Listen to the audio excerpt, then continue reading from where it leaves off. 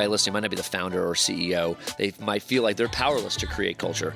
If there's anyone that they work with in any way, if they view and have the mindset, put the hat on of, I can positively impact the environment I'm in, meaning I can contribute to culture, I can cultivate the workplace to some degree, then they can create greater joy for those they work with every day. You know, it's been said that culture is what we make of the world around us. Hey friends, it's Bruce Smith, and it's episode 27 of Consuming Careers Podcast, and we're meeting with Chris Carneal, founder and CEO of Booster. And if you're not familiar with Booster, well, you're going to hear all about it in a few minutes. But more than just a successful company, there's a much bigger story here. It's how Chris and his team took their core virtues, not values, and put them to the test, most notably the virtue of grit. And what you'll hear is more than just hollow words on a wall, but guiding virtues that helped him and his team navigate some of business's most dangerous waters. And the result? Well, it's a stronger and more magnetic culture that continues to thrive today. And we also go out of our way to unpack a few of the strategies that Chris uses to make an impact at Booster, and the same strategy that you can use to make an impact where you are, wherever you are. And that, my friends, is the art of creating culture. So let's get started. Great. Yeah. So welcome, Bruce. Thanks for coming on my podcast. Yeah. We're here to talk about. Yeah, that's a great start. Hey, we're going to jump right in. So welcome to the Consuming Careers Podcast, and I've got Chris Carneal with me, and we're already we're running. Honored to be here, Bruce. We got the running shoes on, and we were talking about our experience with Booster, because I don't know who has the Cornerstone account, but they get to walk. They get to walk to their event, which is 100 yards away from us. That's right. So that was our first experience with Boosterthon, was at Cornerstone Christian Academy, and our kids. And I'm like, what is this Boosterthon? And they're running laps and, getting magic markers on their shirts. I think that's what was going on at the time. Yep. We used to do T-shirts, markers. We still do it at a lot of schools, but part of the event looks exactly like it did 20 years ago, and the other part looks completely innovated and different and renewed. So that's great. Always innovating. Well, we're jumping right into the soup here, Chris. So I wanted to preface this a couple things. Kind of a problem statement, and I think you're going to embrace this. I was listening to Stephen Covey's son, Stephen Covey Jr., wrote a book recently called Trust and Inspire, and in contrast to command and control leadership. So in that, he's talking about 90% of the companies in North America are really driven by command and control, but really the direction we need to go is trust and inspire. I can see, and I know the context of this conversation, and it's going to come out, that you're running a business here that is really trust and inspire based, among many things, right? But here's the problem that I think my listeners are going to struggle with through this conversation, and it's going to be, but I don't work with Chris, and I don't work at Booster. My company isn't like that. Our culture isn't like that. So my hope in this conversation, and I want to take the time to lay the groundwork for context, that we can help someone who's listening and battling with that right now, help them go the next step. Like, how do I flourish more than I am now in a culture that is not everything I want it to be? Well, that's inspiring. Let's inspire people to do that. We're going to do that. That's what I want to do. So if you're still listening to this podcast, it's because we answered that question at the end. Otherwise, this may not go on the air. Yep. So let's start with a little bit of background. I want to hear the story of Booster, a little bit about you, and bring people into what Booster is. Sure. Yeah. Well, my name is Chris Carneal. Thank you for having me. I'm 44. I've been married now for 22 years. Just celebrated our anniversary a few days ago. So half our life. I grew up in sunny South Florida. My wife grew up in Lexington, Kentucky. Okay. We met when her locker was next to mine in 8th grade back in 1993 as she moved down to Florida. We graduated together. We were just friends. We went to Sanford University in Birmingham. Great, yeah. She was a human development family studies major. We now have a family of 4 kids, and so that came in handy. I was a religion major. I thought actually I would go back home to South Florida and start a church. Wow, okay. And the reason that's important is because I struggled for years with the false dichotomy that does not exist, but at least it did in my worldview at the time, of world change, ministry, mission, make a difference, impact people. That was one bucket and category. And the other was growth and business and competition and scale and sales and kick some butt and, like, well, wait a minute, how do I change the world and do business? So I thought I had to choose. Right. So I was a religion major. I ended up going to grad school, a seminary actually in Kentucky to think about starting a church back in Florida.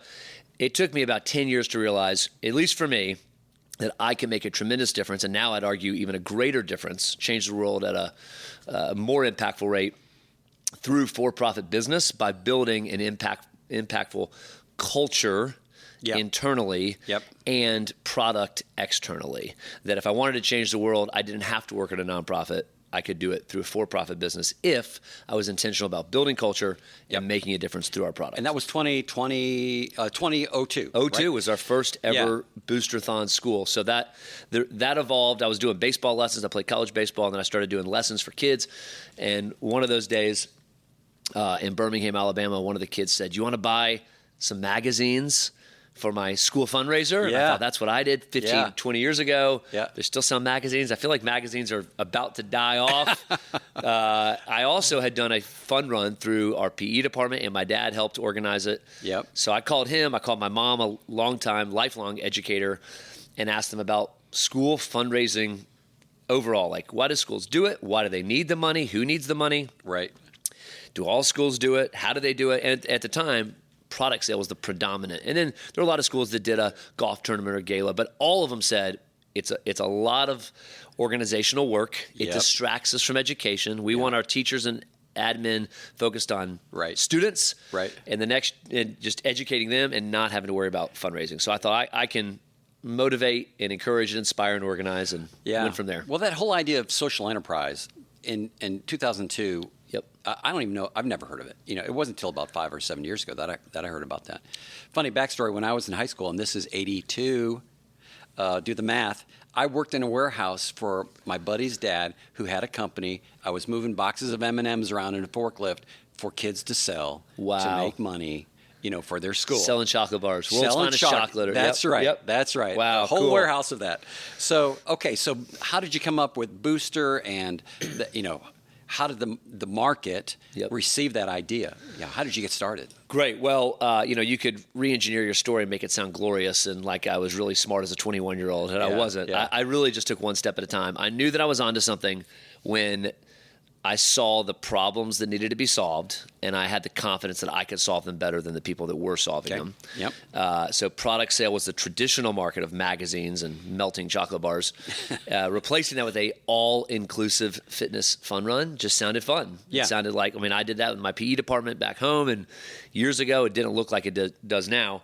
But do people really want to buy the product, or do they want someone to help organize it? They want to encourage fitness. So it was literally took me 50 tries to land my first school, which we're sitting in my office right now. There's a picture of me on my truck of our first school in Birmingham, Alabama. It was a small private school called Shades Mountain Christian School, and I had gone to 49 schools, meetings, relationships, and everyone was super gracious, and they were like, "This sounds like a great idea, but I can't cancel our existing fundraiser. We need this money. We can't take the chance. We don't want to be the guinea pig. You're asking us to trust you with our kids and our money, the two things we care about the most. And you're a nice 21-year-old with a lot of enthusiasm, but show me you've done this before. Well, we've now done it 30,000 times and raised schools about $700 million. But that was 22 years ago. And getting the first school, if there are any entrepreneurs listening, I want to encourage you. Nothing matters until you get your first client. Sell the first client. And once you do, then you've got not just a proof of concept. Like it happened. It worked. Definitely things went wrong. Definitely a few things went right. You got to quickly get rid of the bad and reproduce the good. But I think you had to guarantee a return, right, on that first one? Oh, I totally did. That's memory. A risk, right? It was a big risk. What I was, especially for a 21-year-old who was about to get married, what I guaranteed was my honeymoon money that I'd worked pretty hard delivering Christmas trees and flowers for years. And I said, the school said, we will cancel all these 3 or 4 product sales and car washes spaghetti dinner. We really need, before school is out, we need to raise $3,500. Okay. I said, we could do it. He said, great. I'm glad you can. I'm glad you sound confident, 21-year-old college student. Can you guarantee us the $3,500? I said, absolutely, done. I remember walking out of the meeting and calling my now wife, Lindy. Guess what? Guaranteed. I really want to go to this honeymoon, so this thing better work. Yeah. And it did. The school profited $21,000. Wow. They were expecting $3,500. So then I graduated and got married, moved to grad school. The school called back again. Hey, we're ready to go for next year. So I scheduled that during my spring break of grad school. Another school called. So it was a little reactionary the first 2 or 3 years. I had to make the decision. Am I doing this full time? Was this just a gig? It was kind of a college idea. Yeah. About 3 years in, when I'm working with maybe 10 to 12 schools a year, driving all over the country, living in basements and all over the Southeast, I remember thinking, okay, we're pregnant with our now 19-year-old daughter who's about to go to college in a little over a month. I can't be living in Kentucky, traveling all over with a kid. So family's on the horizon. I wanted to prioritize family. How do we do this? I'm also in grad school. So I talked to lots of people. My parents, my dad's an attorney, my mom's an educator, so they're very high on education, as am I. Yep. And they said, along with many others, don't lose your educational momentum. Finish grad school. Okay. I had one friend in the business world who said, you got something right now that's even more fragile and rarer than educational momentum, and it's business momentum. You got clients that are asking for your product, and if you tell them, sorry, not right now because I got to finish school, they'll never call you back. You need to run with this just to see what happens. And I was really just looking for one person to kind of, verify the gut that I had. Yes. Give me a little bit of confidence. It's not just me. So I said, okay, great. We moved to Atlanta, hired my first 2 team members, had enough money in the bank for about 6 weeks of payroll.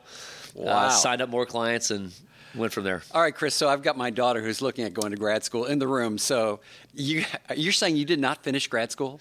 No. Yes, I did. I took a 10-year break. I paused. They had, at the time, this was pre-online. So they had CDs you could watch, and DVDs actually, and CDs you listened to. Okay. So we did that as we drove around the country. I paused grad school. I was halfway done, 2/3 done. Moved to Atlanta. 10 years later, I thought they had changed some residency requirements. Online was up and running. I sound old saying this. So I called them back, and they said, you only have 20 hours to go. Yep. So that year, I finished it. Okay. And then it was really cool. Got loaded up the car, drove from Atlanta back to Kentucky with all my kids in the car. The last time we left Kentucky, we were about to have our first kid. Okay. So, finish what you start, but it doesn't have to be in the same timeline. All right. So, but if you got a big idea, go for it. Yeah. Well, and we're going to get to that. Making that decision. So now just give us an overview of Booster. Like, what are you guys doing now? My first experience is just elementary school, and like we talked about, I think you said the first school in Georgia as a client, but you're much, much larger than that. So. We serve schools now in all 50 states. We have multiple service levels. So we have a tech-only product. We have what most people think of as Booster-a-thon as the traditional full service. Our team comes on campus, runs it all. But actually, right now, half of our programs, over 3,300 programs, are either one of our shared or support models, which means we can give you everything you need, plus one of our great consultants that will walk you through the program so you can run it, which allows us to serve more schools, geographically diverse, financially diverse, and expand. So there's 100,000 elementary schools in the country. We're only working still with only 6,600 of them. But we have 900 full-time team members. We've raised school profit, not total raise. The money that's gone to schools in the 22 years is over $700 million, of which $400 million has been raised in the past 4 years. So we're kind of hitting this hockey stick inflection point, figuring out things. Takes 20 years to be an overnight success. That's great. But COVID almost, we'll probably get to that in a little bit. That about knocked us out of business. But we also now serve middle schools and high schools, sports and groups. We had our first acquisition as a company 2 years ago. So if there's a football team somewhere, a girls cheerleading team, basketball team, lacrosse that wants to raise money, we have a product and service for that too. So K through college. We even have some small colleges that will use our financial tech platform. You know what I really like about this? I was thinking about this morning. I read an article from Gallup about the amount of loneliness out there, which is continuing to increase globally, right? And it's still at about 20%, actually 23% globally, feel very alone. And everything you do is very physical, interactive, and kids together, right? Community all day long, which I love the contrast, that we're not going more and more towards technology as a solution for fundraising or strengthening schools. Yep. But it's really involving the human, all together as a community. That's right. That's fantastic. People want to be together, and not just the students, but the administration, teachers, faculty, staff. Yeah. Here's a big purpose. It's a couple weeks. It's a campaign we can get behind, and it's fun. That's the goal. It's got to feel fun. Well, let's talk about culture. Big culture here. Can you describe the culture, how you've built it, and kind of and the virtues that we talked about? Yeah. So I think I have a quote right outside my office. It's one of my favorite quotes by Peter Drucker, and says, "Culture eats strategy for breakfast." Sure, yeah. And that doesn't mean strategy is not important. Strategy is incredibly important. But I've seen unbelievably smart, sharp, well-funded companies with great strategies that fail, and the primary reason is they don't have a culture that attracts, retains, motivates, and inspires their great talent. So I focused early on building a great culture, not because I knew it was a great strategy and the right thing to do, because I just love people. I wanted to build a culture that I wanted to work in, that inspired me. I wanted to attract great talent. I wanted to work with amazing people. So I just learned, what did those amazing people want? What did I want? Well, I want to change the world. I want to grow. I want to be challenged. I want to be around people that encourage me and bring out the best in me. Yeah. I want to be comfortable in my strengths, but also uncomfortable in ways in which I could grow, be pushed and motivated for personal growth and leader development. So we love culture. If you asked 100 people how to define what culture is, they'd probably give you 100 different definitions. Yep. We define our booster culture specifically through 6 words. These words, we used to call them values. 2019, as I looked at our existing values that were about 12, 15 years old at the time, they felt stale. And when I explained our values to new team members I was recruiting, they'd kind of nod, like, I like the word integrity. That sounds good. Leadership. I hear those words everywhere. Yep. And so I thought, you know what? We need to refresh these values. Maybe add some adjectives to them, or something that made them feel distinctive and special and unique. Okay. And I stumbled upon a word that is an ancient word that I thought, you know what? We don't just need to refresh these. We need to redo the way we think about these and the way we think about our culture. And the word is virtue. So we did away with our existing values. Okay. And we created 6 virtues that when people saw them, they thought, well, that's who we've always been. But actually, it's a little bit more specific. It's more inspirational. It's more actionable. So we have 6 virtues, and got them on my wristband right here. They're hanging all over the office. And they're in order on purpose. Okay. So they are specific, in a specific order. We call it the virtuous cycle. They're also as applicable personally as they are professionally. I want to use our business to inspire people professionally during the hours we're working together to also be great husbands or wives, fathers or mothers, community members. So can the environment that's created at work make you a better person outside of work? That's so good. They're transferable. Otherwise, it's just moving the needle professionally, but not for the individual. So here's our 6 virtues are in order: gratitude, wisdom, care, courage, grit, and celebration. Gratitude, wisdom, care, courage, grit, and celebration. Those are universal truths that apply to everybody. So when I read those, I'm like, okay, which ones is he missing, right? Like, so the whole idea of coming up with those, I would have thought, well, maybe he would at least put trust in there, or maybe inspire, or, I started with a list of 20, so it took me a lot. I realized that 6 is like the maximum number that people can memorize. Yeah. And if people don't memorize it, and it's not really internally fully known, then it doesn't really matter what it says on the wall. I want them to get it in their heart. Right. So that's right. Got to limit it. Okay. So how do those play out here, and how do you it's one thing to want to see people live out wisdom, but it's hard to teach them that at work, right? It's somewhere along the way their parents had to participate in that, in that raising, or they've wanted to get wisdom. So how do you inspire it or model it? Maybe that's a better word. So specifically the virtue of wisdom. I mean, I think there's aspirations and actions with each virtue. We also have some tangible, practical things that we do. Okay. Some icons, if you will. So our virtue of wisdom, our icon is a notebook. Almost every meeting we have, we give away notebooks. We either put our company logo or the year's slogan or phrase or theme on it. People will remark, an outsider that comes into Booster that speaks, like we had a consultant recently come and sit down, and here's our leadership team.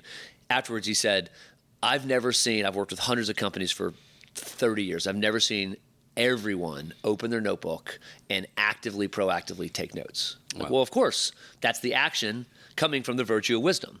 And we give them notebooks, and we model note-taking, and we talk about asking great questions, and we try to emphasize humility and a posture of curiosity. All of that is under the virtue of wisdom. So it's got to be modeled from the top. It needs to be aspirational. I want to become a wise person. Don't we want to become wise? Isn't that an ideal for us as society and humans and human flourishing? Yes. Okay, well, then what's my action step? Well, my action step is ask questions, take notes, ask better questions, be curious. Yeah. I mean, doesn't that make you a better leader, a better executive? Agreed. A better friend, right? Outside of work, curious, humble people that will grow in wisdom. The world needs more of that. We got a presidential election coming up in a few months. Yeah. Don't we wish the candidates or Washington had some more wisdom? Hear, hear. So how do you find those people, right? If you don't get to raise them, you just got to find them. Yep. And then, find those seeds that just haven't been, watered yet. Well, I think there's seeds of all these virtues inside every human. Yeah. My personal faith perspective would say that everyone is created in the image of God. So wisdom is from God. It's above us. It's greater than us. And so there's a seed of it. So how do we cultivate the seed that's inside of all of us? And I think it's unlocked when you put people around other people that desire the same things, positive peer pressure. So, you are a combination of the 5 people you spend the most time with. So if I'm a new team member, I'm going to put them in a group of 5 people, that person's going to become like the other 5. Yeah. And I want to hire someone that there's elements, virtues in them that we all want to become like. So when I'm interviewing somebody, I want to see a resume. If I don't ask for a resume, and there's definitely different roles. My web engineers need to have 10 years of specific training. Right. But the vast majority of people that I interview, I'm looking for the character and the talent even more than the skill or experience. Yeah. If I find the right person, even if they've never specifically done the job before, then they can learn the job over time if they have the right character traits and virtues. So I ask in interviews, tell us, here's our 6 virtues. Which one resonates most with you? Which one of these do you want to grow in? How can I help?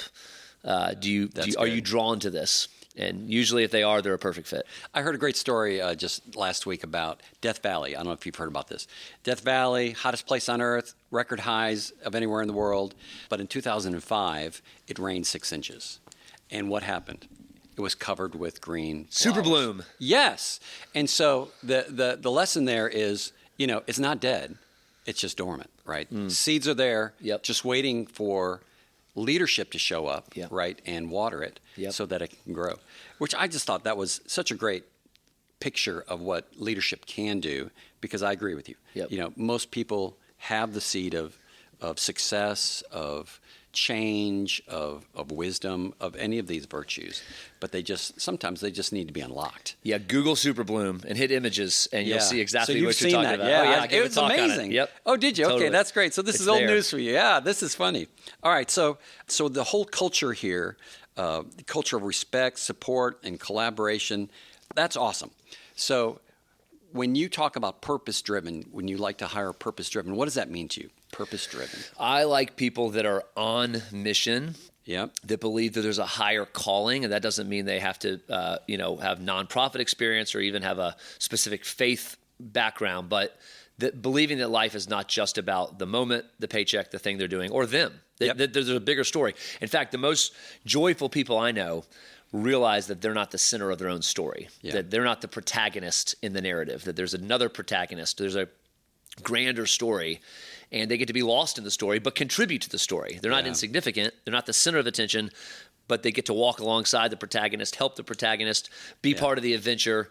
There's always a creation, a fall, redemption, a restoration. There's always ups and downs. The hero's on a journey, but they're not the hero. They get to help the hero on their journey. When did you figure that out in your life? I feel like from a personal faith perspective, I've always been very blessed with wonderful parents, family, and friends to realize that life's not just about me, that there's a greater story. For me, it's a God who's personal, who's created me and given me unique gifts on purpose. So I've kind of always had that, but I've learned what that's meant for me vocationally a whole lot more, and really in the last 15 years. Wow. That there's of all of life that's lived, the pie chart that is your life, hours slept and hours in transportation, eating food and family. The greatest slice of the pie is work. Yeah, agreed. So there's going to be about 100,000 vocational hours of our 300,000 hour life that is vocation. Yep. So I want to choose it wisely. I want to work with people that inspire me. And now as a CEO or founder or any boss, management, anybody with any influence or power out there that over the environment that's created, I feel like has a responsibility to create one where the greatest percentage of people's life, their vocation, where they're coming to work, can somehow impact and influence them for the better. So to your question 20 minutes ago when we started, they might not be anybody listening might not be the founder or CEO. They might feel like they're powerless to create culture. Yeah. If there's anyone that they work with in any way, if they view and have the mindset, put the hat on of, I can positively impact the environment I'm in, meaning I can contribute to culture, I can cultivate the workplace to some degree, then they can create greater joy for those they work with every day. And that might be the most significant thing they do. So I think this podcast will now make it. I think it's going to make it on the air. Oh, good. So great answer to that. When, and I'm just going to assume this, and you can tell me if I'm right or wrong, that Booster went from being a great business idea to almost a calling. So I would ask, do you think the calling came first or the business idea came first? Or like when did purpose come in?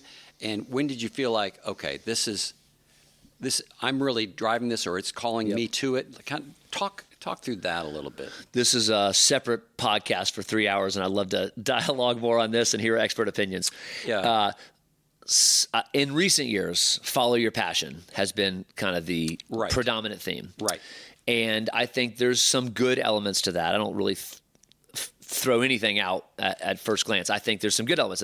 Basically, there's gifts inside you. There's something that stirs your heart. You should follow that. At the same time, you also should follow what you're good at. Like, can you be the top 1% at this? Yep. And you don't really know what that is until you move into your, mid-20s, late 20s, 30s. Like, what can I be the best at? And it doesn't have to necessarily be one specific job. It could be I'm the best at sales, at creating trust, at building relationships, at networking, at connecting, at creating order out of chaos. Yeah. Creating order out of chaos. Is that in a warehouse, or is that behind a computer with a spreadsheet? Yep. Is that with people, or is that with numbers? So figuring out but once you figure out what can I be the best at, what can I be the top 1% at, then that's where you can be most successful, have the greatest influence, make the most money, change the world the most.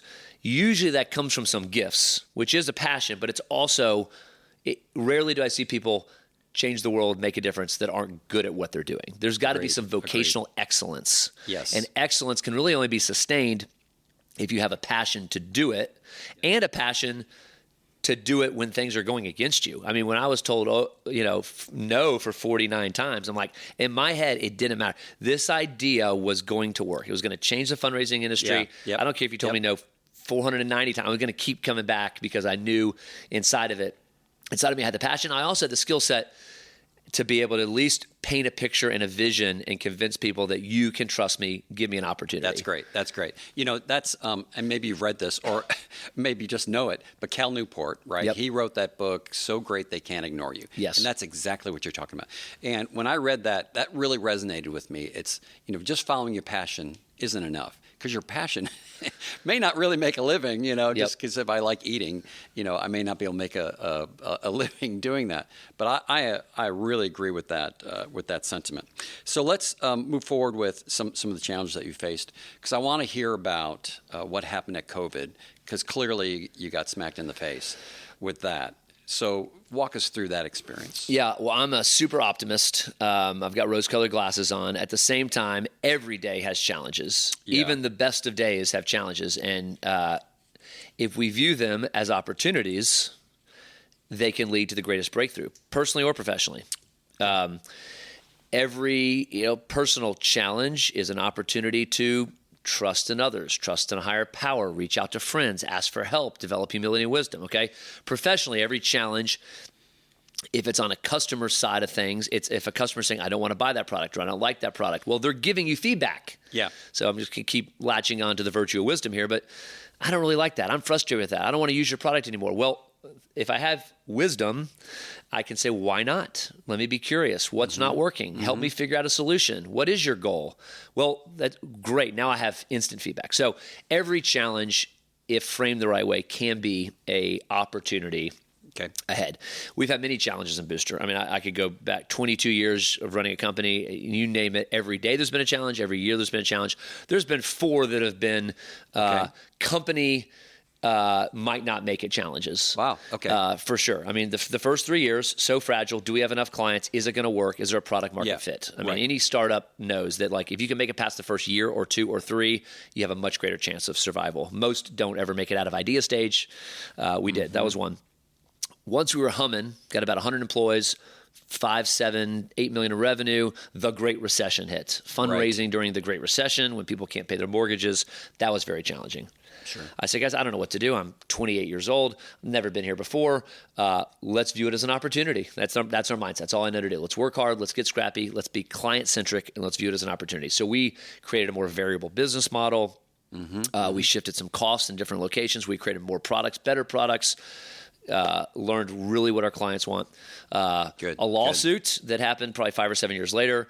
That was just a very distracting, stressful moment. It just outside us, attorneys and legal, and this is a big deal. That was a fragile moment, but none of them compared to March 13th, Friday the 13th, 2020, when every elementary school in America was totally shut down. Yeah. We thought the month before, I had my CFO run some scenarios. If what happened in Japan, the first country to close their school systems, late February, happened in America, and our consensus was, I mean, there's a reason we have 50 states, thousands of school systems, red and blue, different philosophies. They might shut down a part of Charlotte, but they're not going to shut down the whole. Well, come to find out, all of our scenario planning was totally wrong, and every school got shut down. How many did you have at that time? At that time, we had 4,500 clients. Wow. 4,500 clients, and we were in the middle, and 800 team members in the middle of 300 programs. Wow. Expecting our best year yet. And done. Now, we were too big to get PPP, but we protected paychecks because we thought this will only be, if you remember the phrase, 2 weeks to slow the curve. It'll be a couple weeks in March. We'll be back in April. We'll delay those schools. No big deal. It's a month. Now it's all April. It might be all spring. Oh, my gosh. All spring. Well, that's $20 million in revenue. Well, what could we trim? Well, I don't want to cut our team. So it got more stressful by the day. And right when we thought we had our worst case scenario planned, we're like, that's not a worst case scenario. That might be our best case scenario. In fact, there were 4 different times we did a good, better, best, or good, average, worst case scenarios. And our worst case scenario 2 weeks later was our best case scenario. 4 times in a row. And our board kept saying, Chris, your optimism is really good for creative entrepreneurial founders, but it's killing you right now because you keep thinking things are going to get better tomorrow. They're not. So I had a really smart board that challenged me to realism and said, what if schools never open up this whole spring? What? In America, every school is going to be closed all spring? Totally unfathomable, even as I'm saying it now. This just happened 4 years ago, and it totally happened. And I'm still frustrated on the way government, governors, politicians handled the whole thing. And we're still seeing the repercussions educationally, psychologically, socially, emotionally on that generation that went through, So in the middle of that, was your board aligned with you, or did you feel different than they did, or kind of what was going on? All aligned. I did not want to hear what they were telling me, but it was the truth, and that's why I put them on my board. Tell me the truth. Give me the facts. And so, again, like in a way, I said, let's let's use this as the ultimate opportunity. How do we get better? How do we customize things? How do we build trust with clients? Sounds like we're going to have a couple months off, unfortunately. Yeah. Let's create some stuff. I'm an entrepreneur. What can we create? Our competition is not going to make it through this. Yep. We are. Let's be the best a couple years from now. How do we prepare for the fall? Then when we realized this was the toughest moment, was mid-July. It's almost to the day. It was mid-July 2020 when we realized our fall was going to be really challenging as well. When we started to get calls from, open red states that said, yeah, we're going to have Dallas, like we're going to push back school opening till after Labor Day, Wow. Orlando, Florida, we're going to have to put oh my gosh, half days. And, some comes on Monday to Wednesday and some comes Tuesday, Thursday. We thought, okay, our fall, we were projecting a $50 million revenue fall 2020. This was before COVID. It got so bad that we were praying for 5 to survive. Yeah. 5 to survive, 5 million to survive, literally, or not just out of business. Like I'm bankrupt, big time. 10 to win, 10 million of revenue. And then we ended up with 13 million of revenue, which compared to the 50 would be terrible. But because we finally got our expectations realigned. Yep. And we said, let's go for it. Let's do whatever it takes. And that's a fun pivot moment in mid-July. But I had to make the very challenging decision in mid-July to furlough, let go, or lay off 85% of our team, my friends. Wow. And so that was tough when we went from 850 people to 143. Oh my gosh! In one day. And I said, we're going to huddle at the office at night. Head of HR, business partner, I want to look at not just the names, but every face. Show me the pictures. If we're going to make the tough decisions, we're praying for them as we did it. And then, all right, tomorrow, with as much kindness as we can and love as we can, we have to save the company. If the company doesn't exist, no one has a job, and we can't fulfill our mission for the next 50 years. Right, yeah. So it was a really tough day and tough season. Yeah. But we made it through in the fall and actually did a little bit better than we thought we would. So you're not laying off names, right? You're people, humans, families. Well, can you share what was going on at home through this? Like that. I mean, that's just the stress of that. Like, what's going on? Well, 2 things. I'm a person of faith, and that helped greatly. Knowing that there's a bigger picture here. Yep. I'm not the center of the universe. Other people with problems, but I also have some help from a higher power.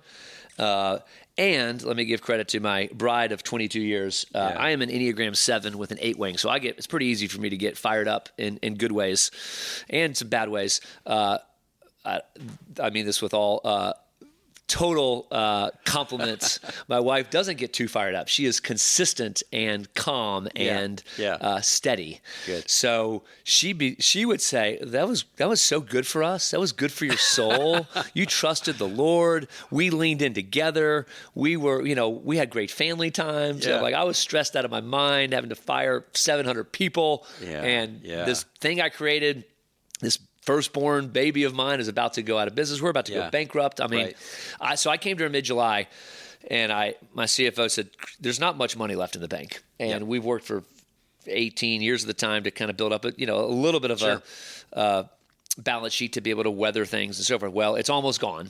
And you just need to tell your wife it's almost gone because you don't have too many more shots left. You're kind of down to your last dollar here. Yeah. And if the fall doesn't work, you're not just out of business, your house is gone. You can't stop the falling knife, as they say. Yes. So I said, he's like, you just need to make sure she knows the full picture and get her perspective. Stan, that's great advice. You're right. I have, and I know she does, but let me sit down with her this weekend. So Saturday morning, mid-July, get up, go outside. Hey, babe, if we're going to go for this, I need to know, again, that we're aligned and that you're okay with it. And go for it. Heck yeah, we're going to go for it. All right. I mean, let's go. I love it. Are you sure? Because we might have to move in our parents' basement with our 4 kids in our 40s here. This isn't we're not 22 anymore. The days of us riding around in my truck and doing whatever, that's fun. But we got kids and a life. That's right. It's a different deal. That's right. She's like, go for it. You're created to go for it. We're going to make it. Wow. I just feel like this has a purpose. We're not giving up. She didn't really have to think about it. So let's pray about it anyways, just to make sure we're aligned.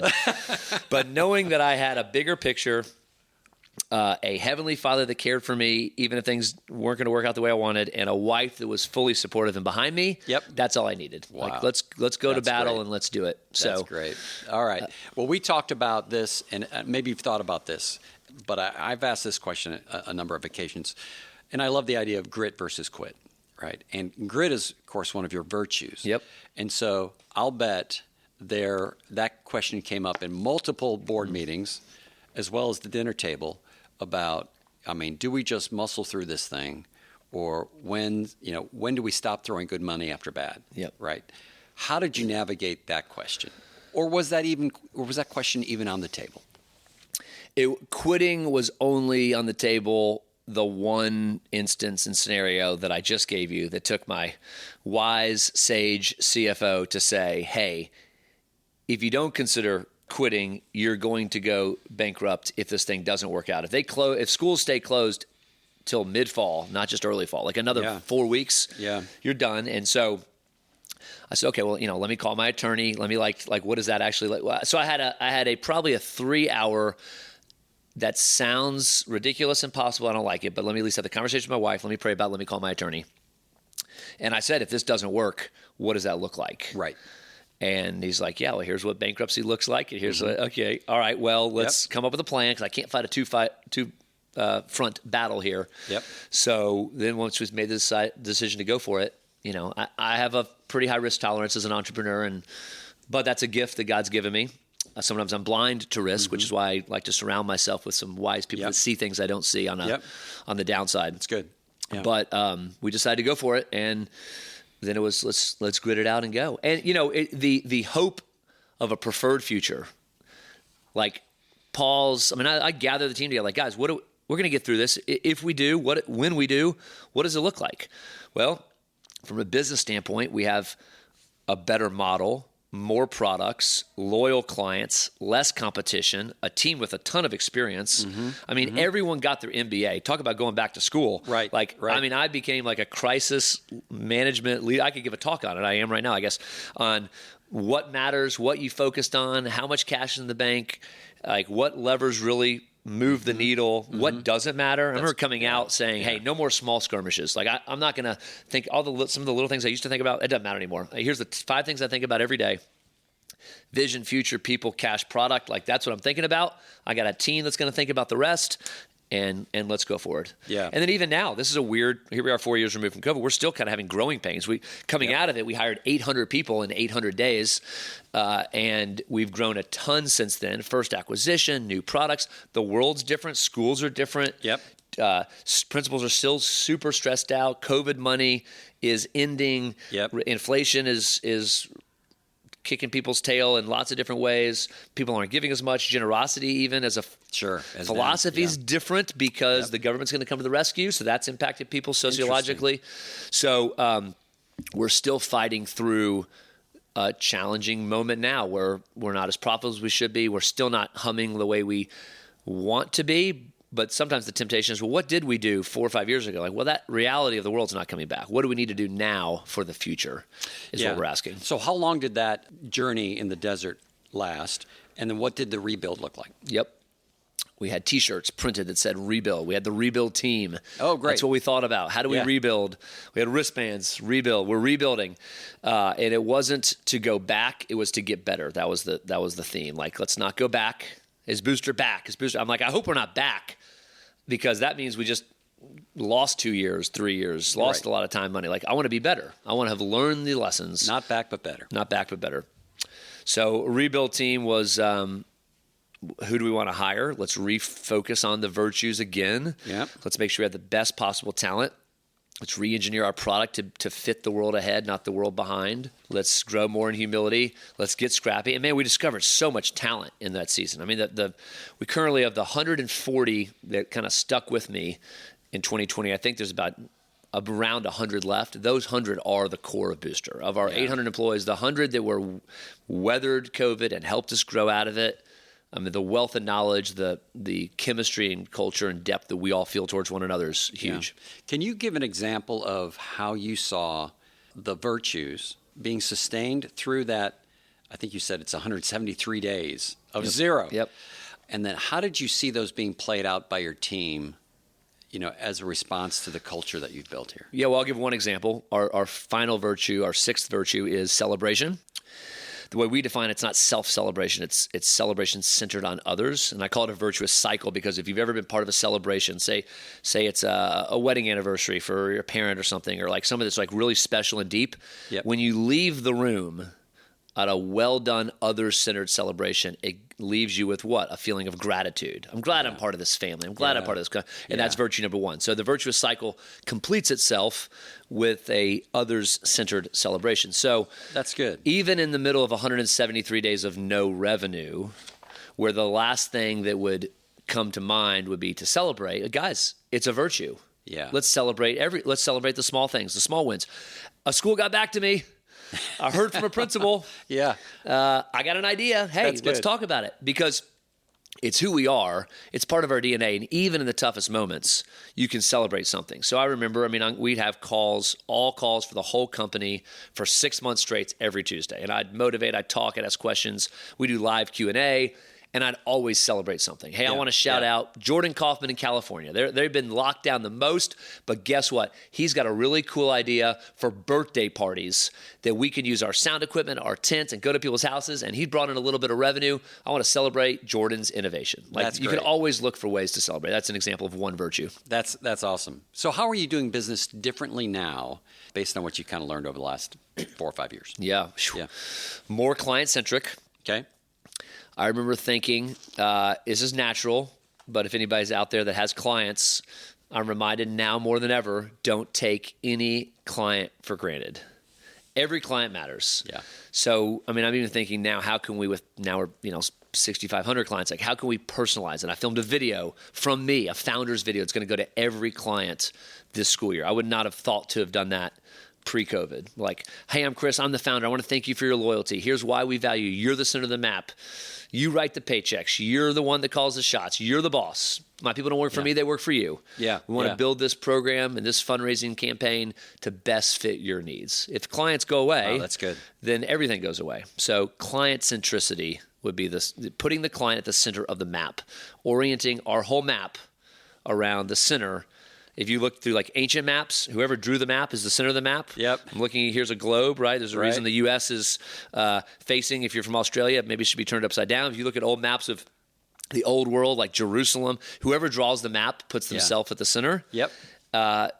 We need to put our clients at the center of the map, not our company. Yeah. And how has your leadership style changed, matured over the last 22 years? Oh, yeah, every day I'm changing. I'm always thinking, what did I do yesterday? I should have done that, said that, thought that. I feel like good leaders are always self-evaluating. That's just any top performer has a coach, has a team, and is always self-evaluating. Who's your coach? Bob Lewis has been a consultant for years. He's my number one business consultant, and he's a board member. He's consulted a lot of our executive team, which I really like, not just me, because that way he can give me perspective. I can say, Bob, what are you hearing? What are people not telling me? What do I need to know? How can I get better? And then we'll do like a half-day session a couple times a year where we're like, okay, I feel like the company's changing. Here's my role. I got to adapt. As an entrepreneur, I feel like my job, I'm like walking through a forest with a machete, and I got to start chopping down. So then I look around. Here's Steven, 10 yards behind me, and oh wow, he's already got campsite set up. And then here's Jody, 10 yards behind him, and he's got the fire going. And then there's 800 people, and they're like, what a great environment. I'm like, well, man, just yesterday I was chopping down the kudzu, but I feel like every 6 months my job changes. So I'm right now with my executive assistant looking at the calendar. We have a couple new products that I have not given enough attention to. Therefore, the organization does not feel as confident in. Okay. All right. And so I'm arranging my August and September to investigate, to watch, to observe those products met by the client, how the client's using them, so I could find where the true value is and then reposition those as some premier products. That wasn't on my radar last fall. Now it's going to be kind of product designer and innovator even more, because that's what the company needs. Now, when you kind of play the tape forward 5, 10, 20 years, and you're looking back, what kind of legacy do you kind of dream of, or do you envision you're leaving? Yep. What story do you want to be told? So the legacy question, I gave a talk on legacy recently. Oh, did you? And Okay. I gave the same talk a year before, and I totally changed it. It was almost like a reverse. And I believe both. So here's two thoughts on legacy. One, as a reader of inspirational literature, you can look at Proverbs, and legacy is listed really a couple different ways. A good name is to be desired over great riches. That's a proverb. So that's actually Truett Cathy's favorite verse. A good name, the Cathy family. If anybody here lives in Atlanta, you know the Cathy family, That's a great right. reputation. Absolutely. And I think that's extremely important to think about your name, what it is, who you embody, your family values and virtues, outliving you. Yep. At the same time, Bruce, do you know your granddad's dad? Do you know your great-granddad? Do you even know his name, where he's from, where he was born, what did he stand for, what was his job? Not really. Not really. I don't know too many people, maybe 1 out of 10, that know their great-granddad. I think his name might have been, it's your dad's middle name, maybe? George Stonewall Smith was mine. There we go. Great-granddad. Your great-granddad. But I had no idea what he did for a living. So now we have more pictures and little ways to record more historical stuff. But maybe because it's so much, I don't know if our great-grandkids will know our name, regardless of what we do. Yeah. So there's the tension of my name matters, I'm passing things down. And at the same time, I think there's probably a little freedom in knowing that 100 years from now, Right. strangers will occupy my house. I hope my business is alive. It'll be owned by someone that's probably not even born yet. And no one will remember my name. Yeah. So there's that reality and humility. And at the same time, I'm called in this moment in time to change the world, to make a difference, to leave a legacy, and to shape those that actually come behind me that I have some influence over. That's great. I want to go back to my first question. You answered it a little bit. I just want to hear a little bit more about the listener who's stuck, who's they've been working a long time in an accounting firm, or maybe they're in a marketing firm, or maybe they're in construction, or whatever that looks like, and they're just kind of stuck. Culture here kind of stinks, or doesn't. They can't identify one. So any thoughts on how to help that person just kind of go the next step? How can they do that? My friend Andy Crouch, who wrote one of my favorite books called Culture Making. I'm looking at it on the bookshelf. I've got like 4 copies. I reread it every couple of years. He says that, let me paraphrase. He does this over the course of a chapter very eloquently, but our grandparents critiqued culture. Our parents criticized culture. Okay. Our generation consumed culture. None of those change culture. The only way to change it is to create more of it. So instead of criticize, critique, or condemn, or consume, creating culture. So the question to ask is, what can I create at my place of work to create a more flourishing environment for myself and for others? Because we can sit around the coffee bar or the water cooler and critique and criticize. That's going to take culture backwards. We can consume it, meaning like just be part of it and flow down the river, but only creating more culture. So what do we want to create? Well, a book club on Mondays, lunch with coworkers on Thursdays, celebrating people's birthdays. I don't know. I could come up with 1,000 ideas. It's all contextual to that, whoever the listener's environment. And I would remind everybody, we're all creators. I'm not creative. No, you are creative. You might not be artistic, but creating order out of chaos is what my accounting team does every single day. They are creating. View yourself as a creator of culture. That's good. That's it. If you view yourself as that, you have a couple conversations. What could we, and then what a positive way that your boss is probably going to get behind. What could we create here that would bring out the best in others? Yeah. I know. Let's do a micro community. All right. Pick a book, pick a topic, pick a food. Yeah. What if we all went every Thursday to a different world restaurant and tried different cuisines from around the world? I mean, whatever it is, creating something that's fun, that includes others, that builds community, and the listener is a creator and they can do it. And that will spark something new. Chris, that's worth the price of admission on this one. Well said. Really, and that's Andy Crouch on Creating Culture. Is that the name of the book? Culture Making is the name of the book. Culture Making. All right. I'm going to put that on the notes because that's a good one. I love Andy's work. All right. We're going to kind of a few more questions and we'll be done. Is there another chapter for you if you said, hey, look, there's a succession plan here. There's going to be another Chris in the next 10 or 20 years. But what would that next chapter look like? Yeah. Do you see one? Sure. I used to always, I'm very different than most entrepreneurs in that I would not describe myself as a consummate entrepreneur or a serial entrepreneur. Okay. I feel very called vocationally to this company, to my people, to what we're doing, to the work, to the culture, to the clients.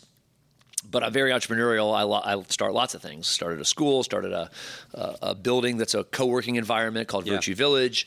I like to start lots of different things because I'm a starter. I like to entrepreneur and create and start new things inside the company. So I used to say like, I'll never, I'll always own the company. Well, and then my attorney and others are like, well, you're going to be dead one day. Someone will, you hope that this company will outlive you. Wouldn't that be a blessing? Yeah. That it lasts that long. So there's succession planning in terms of ownership. I also have succession planning in terms of CEO job, of course. But in terms of me next chapter, I could see myself being the CEO for a season. I'm 44, definitely through 50. I even have a trip with my wife planned in 6 years where we're going to reevaluate the next season. We'll be close to being empty nesters. Good. What does it look like?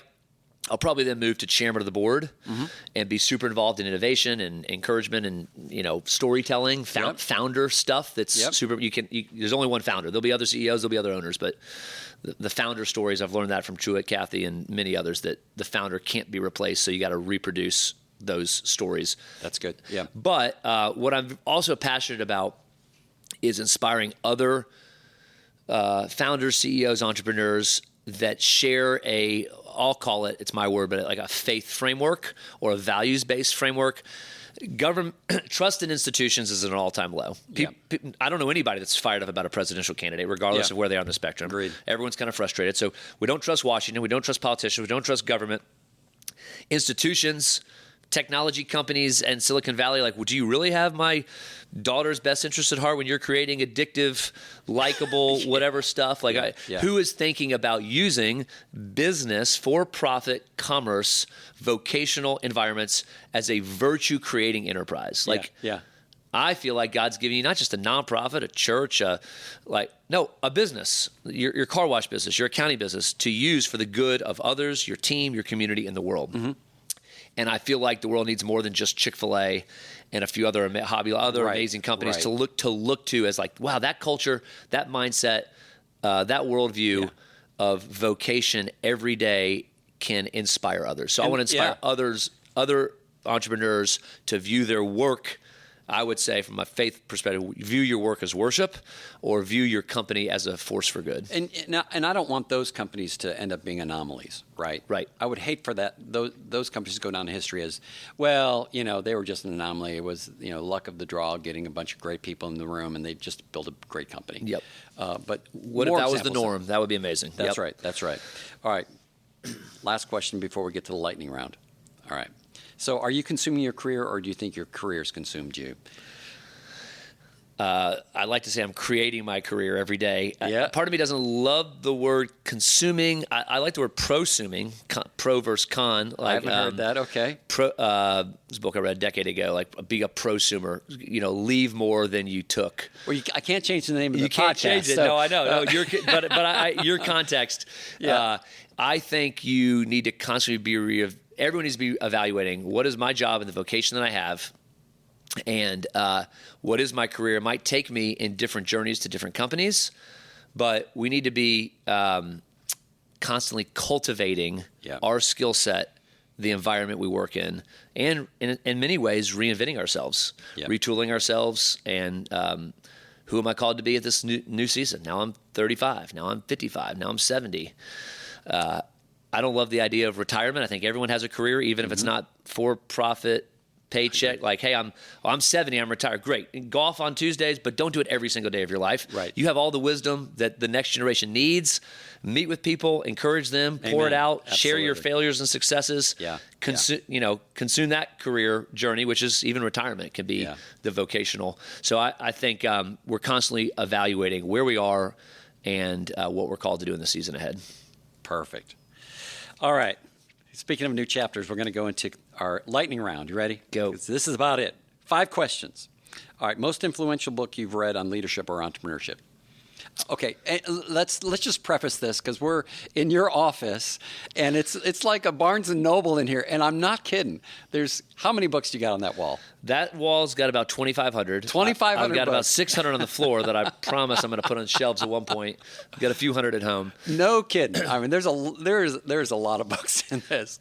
To pick one, I've read parts of most. I don't finish every book. Once you get the good stuff, sometimes you're done with it. But I've read most of them. The author I have the most of. Let me start with the author instead of just specific book. I've got 28 John Maxwell books. Okay, wow. And in some ways, he's kind of old school, which I love. He packages stuff really well. I'm a big fan of John Maxwell. He's probably the one that popularized leadership. Yep. And he's developing the leader within you is probably my favorite one. I'm looking right now. I got 3 copies of it. I've read them all at different seasons. So if the listener hasn't read any John Maxwell, pick up a John Maxwell book, whatever one sparks your attention. He's very, very good. Yeah. The business book that I've read the most of, so the book I've read the most of on the shelf, I got 4 there, 1 down there, 1 over there. So I'm looking at 6 copies. I've read them all. Whenever I reread a book, I usually get a new copy. It's like a journal. I write in it and make notes. Good to Great by Jim Collins, and it came out like that is good 1999, 2000, and it's still exceptional. I flipped through it again just a few weeks ago. So that'd be my top business book and top leadership author. I love it. Great. Okay, so if anybody needs a copy, just come on down to Booster Come Headquarters. on down, we'll give you one. You can read my notes. Next question, number 2: most creative or productive time of the day. Looking above it on my bookshelf, there's a book called the most successful people do before breakfast. Yep. And I read that book by Laura Vanderkam years ago, and I'm like, oh, good, that's why I'm waking up early. I sense this, and she has all the data behind it. But as a father of 4, a husband, super involved in a lot of community things. Yep. I feel like, I've said this phrase before, I feel like a bomb goes off every day at 11 o'clock, no matter what you do. Yeah. And then you're reactive for the majority of the day. Someone's sick, something happens. I literally, since we've been talking, I got 2 phone calls from my head of HR on my watch. I can't wait to figure out what that's about. But it's 11:20. It's about time that the bomb goes off. That's right. But I'm glad I got 25 emails and a few strategy things done early this morning. In a perfect world, before breakfast, for me, before I drive the kids to school, I can get the most significant thing either done or started. That's good. Or pointed in the right direction. Yeah. And early. That's the parenting advice I give a lot of people. It's like, get up before your kids, get your helmet on. Yep. Because you don't know what's coming out of that bedroom door. And you need to be in your stance when they come out. That's right. Not on 100%. Your heels. All right, number 3. What's the most number of laps ever run at a Boosterthon event? Well, we have a cap. Okay. Financial cap. Okay. But of 35. But I remember a student. His dad was the PE coach of a school down in Florida, and I was friends with him. I remember him running 65 laps. That's awesome. I think he went on to play Division I football as like a running back. Seriously, he was just one of those freak athletes. Good for him. He's like, because we're always like, hey, this is for everybody. You can race if you want, but it's just a fun run. Literally, it's fun run because we don't want people to feel like I got to be a super athlete or track star. Well, this kid's like ignoring that. He's like, watch me. Gonna break all the rules. Yeah, Brock That's awesome. was his name. Brock. I remember. Well, I know, and this is number 4. I know you've got a partnership with Dude Perfect. Yep. So what's your favorite Dude Perfect trick shot? Oh, man. I love the guys. We've been out there a couple times. I've hung out with them, filmed with them, golfed with them, had lunch with them. They're really great guys. If the audience isn't familiar, your kids are. That's right. Go to Dude Perfect. It's the number 2 or 3 youth followed YouTube channel. The one they just did about 6 months ago where they were in Vegas and they did the basketball shot. And it's the highest ever basketball shot ever done. Yeah. It was significant, and I talked to them about it, and you see the tears in their eyes. They were at this inflection point in their career of like, okay, we're like mid-30s now. Eventually, we're not going to be cool. We'll be like parents. They are parents. But like, so where do we go? We've done this for 15 years. We were cool then. Are we still going to be good? Making that shot in some ways, like validate, like, okay, God still has a plan for the next season for us. Yeah. We can still do it. We're actually better than we've ever been. Let's go for bigger impact. So they're really great guys. That's it's awesome. Totally wholesome content, and we're honored to partner with them. Last question. Which was the better movie, Top Gun or Maverick? Well, I'm a child of the 80s, and I went to the theater with my dad. and I think it was 86 to watch the original. But Top Gun Maverick is a much better movie. Top Gun is cool. There's no cooler characters in 80. But what was the war? At the end, the current one is like a real plot line. Real deal. It's my kid's favorite movie. It's just amazing. I've watched it probably 20 times. We watch it here once or twice a year. Top Gun Maverick is awesome, and I hear they're considering number 3. I can't wait. Well, listen, the reason I'm asking this question is because you show up at my house for the last several years, and I think you're Iceman. Yes. Because you're Val Kilmer, dude. I mean, if anybody hasn't seen your picture, love Maverick, but I spiked my semi-blonde hair, and you're Iceman. And I don't know who Maverick is who shows up at my door, but that's Steven. I also got Reed was Goose. We got the full jumpsuits. It's kind of become our Halloween tradition the last couple of years. I got a speaker going. Yeah. People are like, who are these 40-years? We're having fun. Yeah, that's awesome. All right, how can somebody find you or follow you or connect with you? Yep. So our company is called Booster. Yep. ChooseBooster.com. Okay. Actually, just recently, because I've been asked that question a few times, set up a personal website, ChrisCarneal.com. Okay. That just has my email. People can contact me if they're in the Atlanta area, want to grab coffee or whatever. So ChooseBooster.com or ChrisCarneal.com, CARNEAL. Perfect. Chris, thanks. This has been a great conversation. Thank you for inviting us into your office or your Barnes & Noble office. But it's awesome. This has been fantastic. And thanks for the opportunity, and thank you for your work. Awesome. Love listening to everyone you have on the air. All right. Thanks, Chris. Thank you for joining us on Consuming Careers. If you've enjoyed the show, please click the follow button in your podcast app so you won't miss any of our future episodes. And if you have a minute, write us a review. We truly appreciate hearing from our listeners. And as always, I'm Bruce Smith, and you've been listening to Consuming Careers.